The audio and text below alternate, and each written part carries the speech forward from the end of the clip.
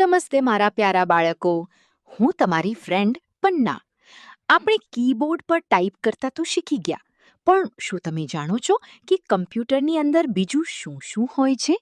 ચાલો આજે આપણે કમ્પ્યુટરના અંદરના મિત્રોને મળીએ. જુઓ બાળકો, આ છે CPU. તેને કમ્પ્યુટરનું મગજ કહેવાય છે.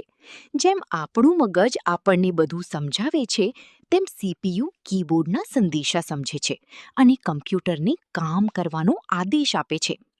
આ CPUની અંદર ઇન્ટેલ જેવી કંપનીની નાની IC ઇન્ટિગ્રેટેડ સર્કિટ હોય છે, જે એક શક્તિશાળી જાદુઈ ચિપ જેવી છે.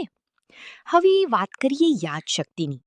રેમ એ કમ્પ્યુટરનું વર્કિંગ ટેબલ છે.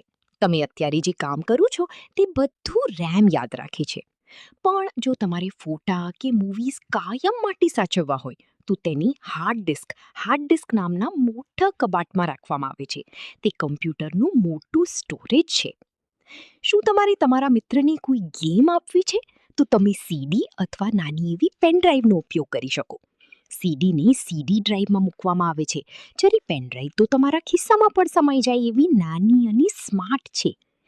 તો બાળકો, CPU મગજ છે, રેમ અને હાર્ડ ડિસ્ક યાદશક્તિ છે, અને પેન ડ્રાઈવ એ સામાન લઈ જનાર બેગ છે.